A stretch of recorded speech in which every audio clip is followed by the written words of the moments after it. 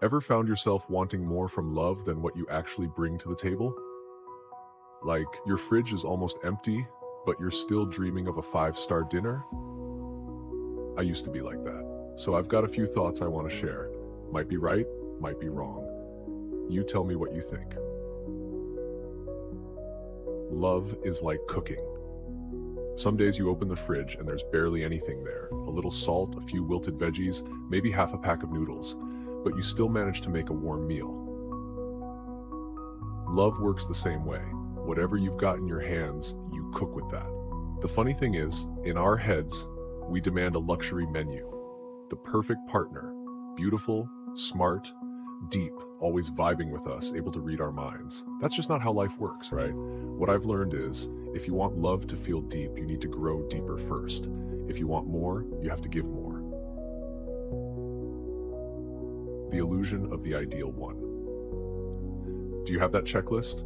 Pretty smart, financially stable, emotionally aware, no drama, same music taste, and hey, bonus points if they cook? I used to. My list was as long as a spreadsheet. But where do those boxes come from?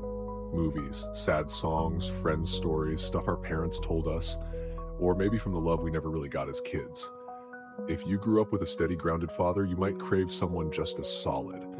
If you grew up missing hugs, you'll go chasing warm arms. But real people aren't like movies.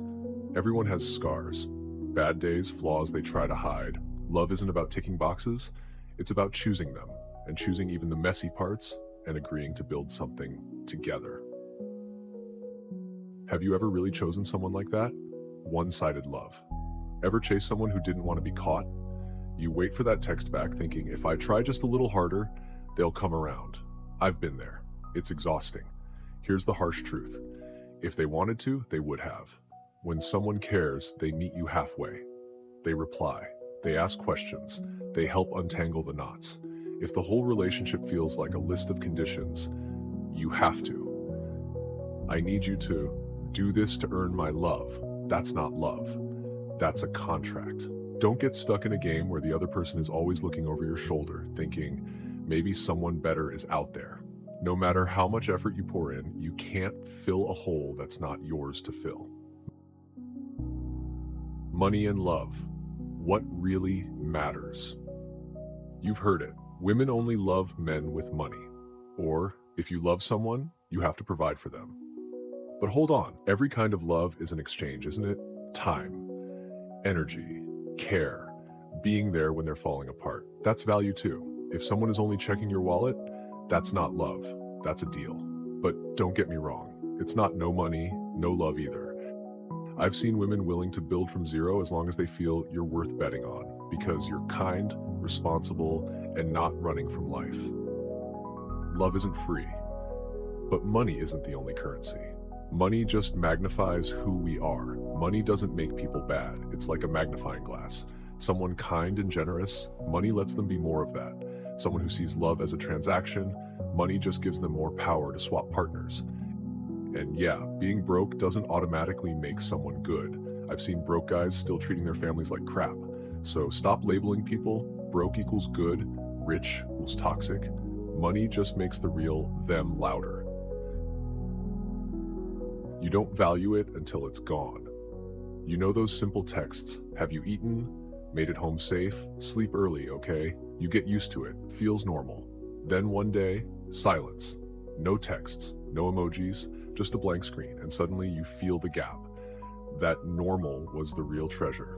Growing up, maybe it's just learning to cherish people while you still have them. Discipline and freedom, are they opposites?